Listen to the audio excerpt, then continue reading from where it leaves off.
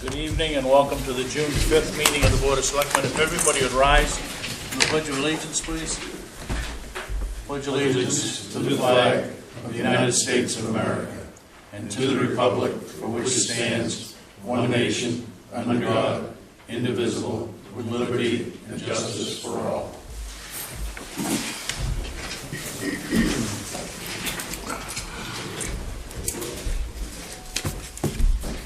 Again, good evening and welcome.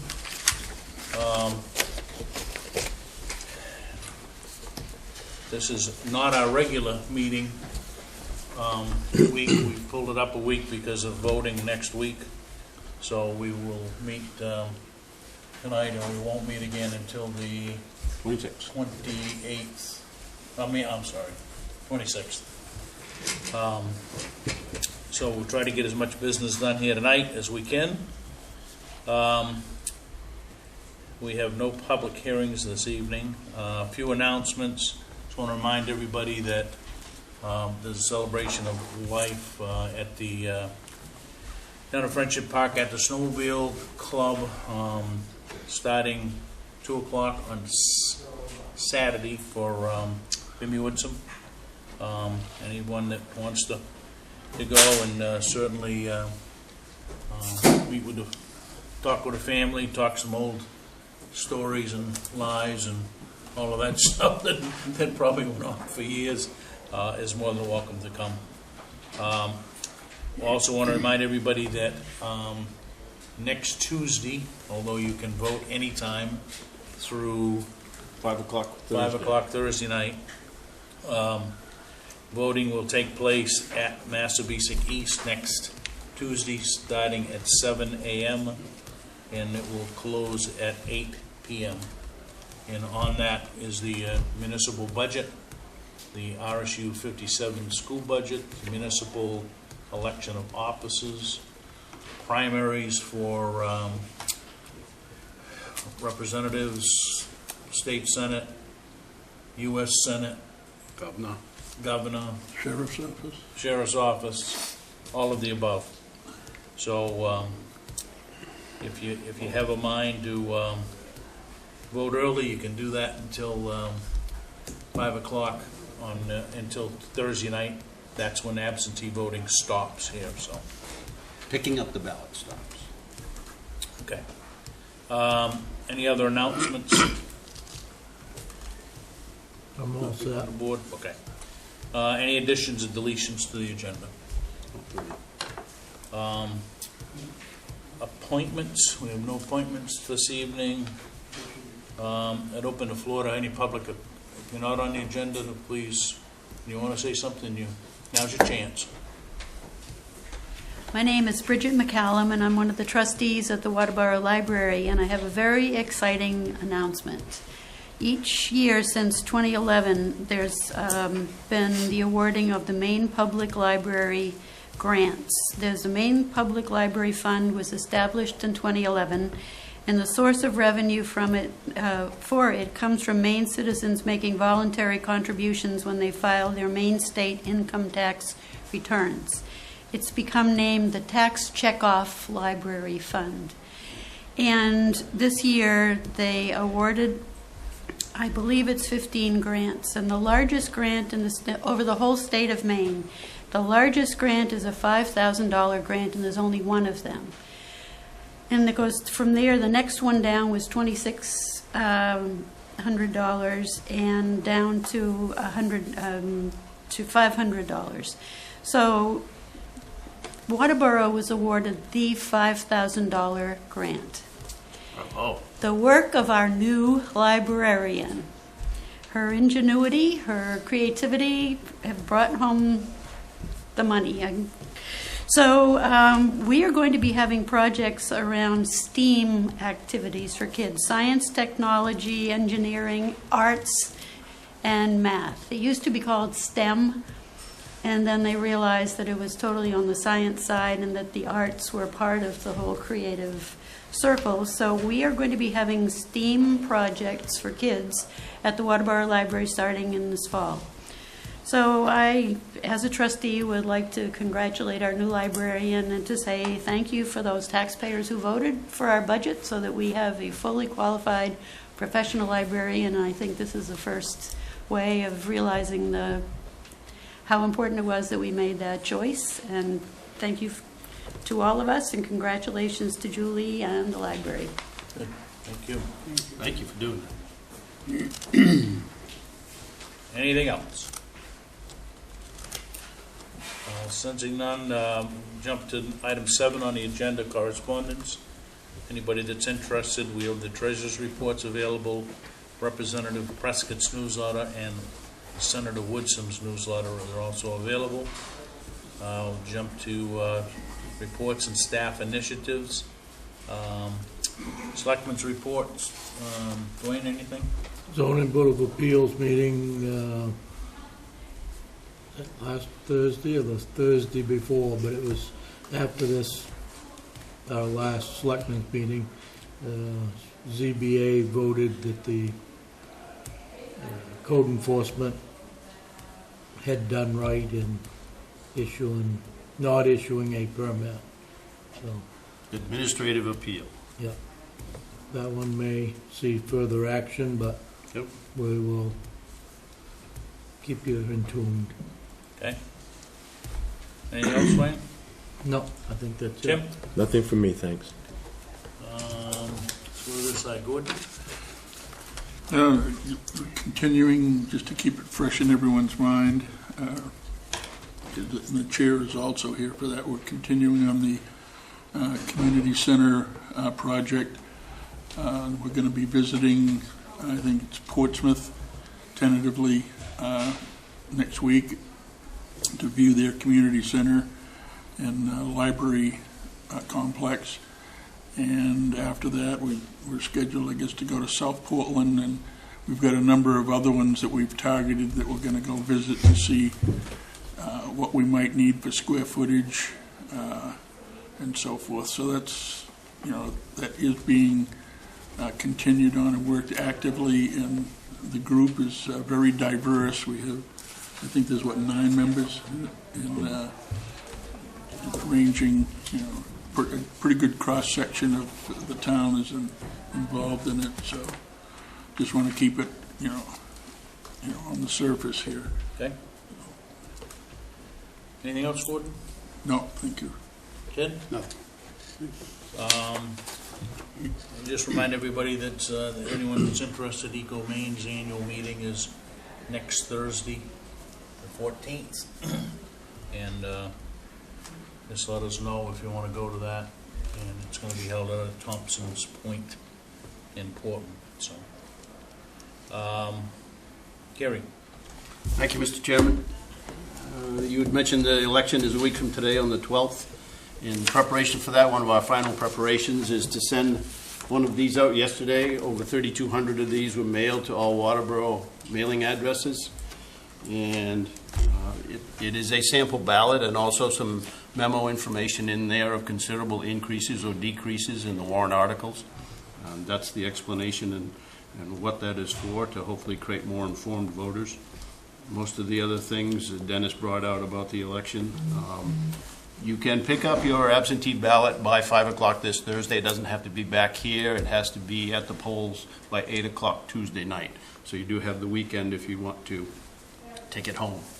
I want to talk a little bit about McLucas Road extension. We've been working on this issue for months. I've been talking to Dennis a little bit recently. We still have some more work to do, but I wanted to update you that there's a situation there that an attorney working for one of the residents up there alleges that the road was not properly and legally and completely discontinued in 1955 per a town meeting vote.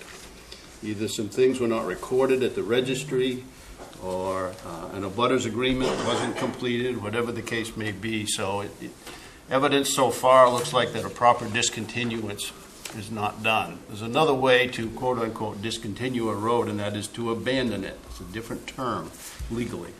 So if no road has received town funds for 30 successive years, it can legally be considered abandoned. So I'm in the process now of asking for information from you folks and any of the public in terms of what monies we can document that we did spend on McLucas Road Extension, the far western end coming off Middle Road, for town funds that have been spent, because in a 2004 letter, the town attorney at the time, Ken Cole, said you should consider all these roads that are on this warrant article to technically be abandoned.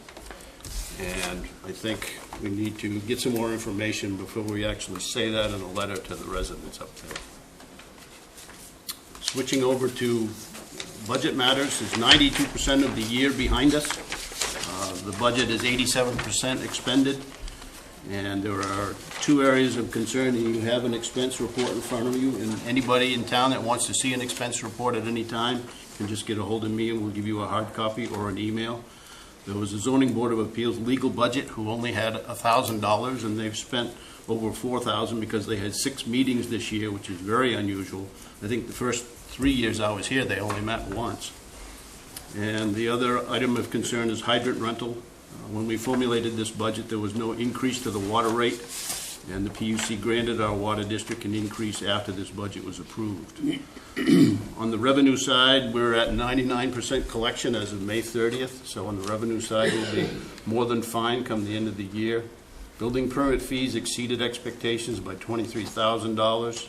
Plumbing permit revenues exceeded expectations by over $4,000. Recreation has already collected 100% of their projected $172,000 in revenue. Transfer station has collected $11,000 more than projected. And so overall, the end of the year situation is looking good. And if you folks would take home that expense report, and on the 26th, we'll get together, and per our usual, if we need to move some money around before end of year, we can do that. That's it from me. Thanks. Another thing, just going to skip over here. David does have it up on the screen, but you'll notice if anybody does go to the Waterboro website, you'll notice that it's brand new, completely refreshed. So it's, I think David has it up on the screen, so if you're looking for the traditional website, when you pull it up, you're not going to see that. You're now going to see this kind of, and it seems to be a little easier to move around, and it's a little more straightforward. So, Can you move that to the right so we can see the panel on the left there? Actually can't, there's a resolution mismatch from the okay. computer to the projector, sorry. So anyway, We'll talk about this more down here as we right, walk through okay. and showing that video. Yep. All right. Under new business, discuss vote to renew state malt and vinous liquor licenses for Blast from the Past, located at 114 Secocas Trail. I think we have gone out to the code officer and the fire department and deputy here, contract deputies. It would appear everything is cleared, those folks. So what is your, Make a motion to approve. been I second motion that. approved, motion a second. Any discussion?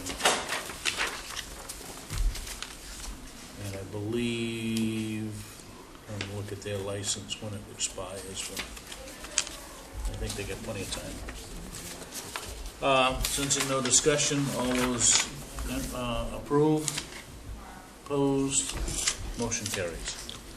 Item B, discuss the vote to renew the state malt, vinous, and spirituous liquor license for the Fraternal Order of Eagles located at 1050 Main Street. And again, we went out to code officer and the fire department and the contract deputies. And I see 2 of these things back. Any further comments on the Eagles?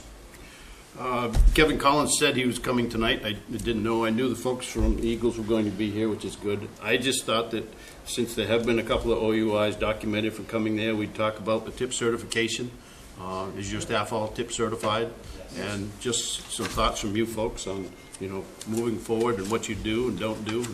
Like Kevin was here a little while ago. He must have got called out on a call.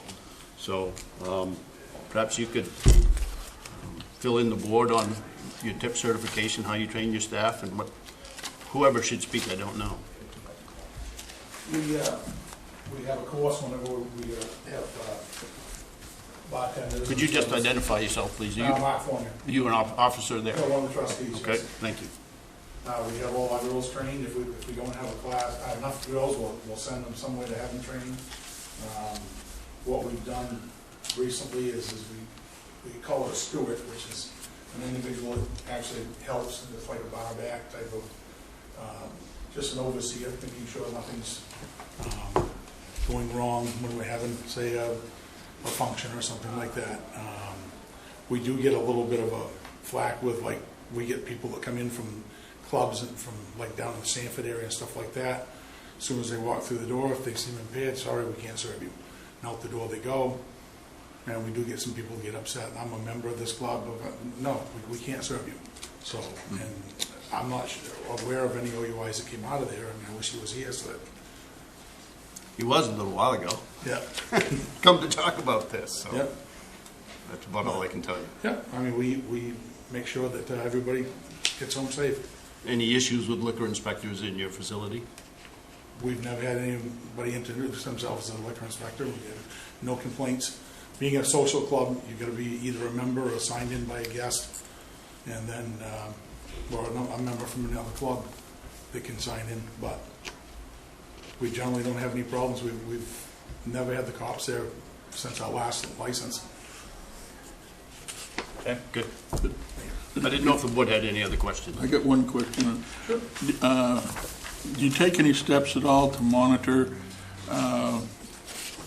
like if there's I know if there's a group of people at a table, maybe one person will go up and, buy 2 or 3 drinks if they're doing the rounds, and they'll bring them back and they pass it out so that the bartender really doesn't know whether or not, if another person comes up, how many drinks they might have had before then. Is there any way That's generally what the steward will do as far as walks around throughout the social room. Just kind of oversees that. It's a small place. Yeah. So, I mean, it's, they kind of police themselves also. I mean, because nobody wants to, get stopped for drinking and driving. So, if someone's had too much to drink, we make sure someone gets a ride home. And a lot of times, it is hard, because there's so many clubs in Sanford that when they walk through the door, they may look like they're okay. So if we serve them a beer and then, oh, wait a minute, this person's had too much, then we got to address that situation. But if they clearly have had too much to drink, we don't serve them. Okay. Thank you. Thank you. What's your pleasure, guys? Make a motion to approve the license. Got a motion, do I have a second? I'll second that. Any discussion? All those in favor? Opposed? Done. All right. Thank you. Item C, discuss and vote to approve and sign a quitclaim deed for map 8, lot 2. This is a tax lien one that Yeah, and the only thing that I would ask Sherry maybe in the future is just to have the tax information behind them. Because all we saw in the package was just the quitclaim deed, that they paid all of their liens and everything is paid up. So we're making the assumption that that's the case. But Okay. I mean, when I looked at the first one, it was 1, 2, 3, 4, 5, 6, 7, 9 years. It was a very significant back tax bill, and I'm very happy that they came through and paid in full. I'll make a motion to sign the quitclaim deed. Okay? It's been moved. Do I have a I'll second? second that. Been moved and seconded to sign the quitclaim deed for map 8, lot 2. All those in favor? Opposed? Motion carries. Discuss the vote to approve and sign a municipal quitclaim deed for map 14, lot 40N as in Nancy. Thanks for coming. This is the same deal, lien. Yep. Yep. Again, it's significant. This was about a third of what the other bill was, but I know this was not easy for him to do, and I give him credit for doing it, and very thankful for it. I'll make a motion to sign the quitclaim deed. Been moved, do I have a second? I'll second it. Any discussion? Just one point. Yep. I'd like to reference your comment in that we should have put down there that this is the reason that we're doing the quitclaim deed, that the back taxes are being paid, because I know that we've received some criticism in the past for not actively pursuing, liens on properties, and I think it's good to get the message out there that we are pursuing this. Sometimes it takes a while with all the legalities and so forth, but we are, pursuing it, whenever we can. Yeah, I just think we just need the info in the packet. I mean, the quitclaim deed says, being the same premises described in the following mature tax liens, and it lists them.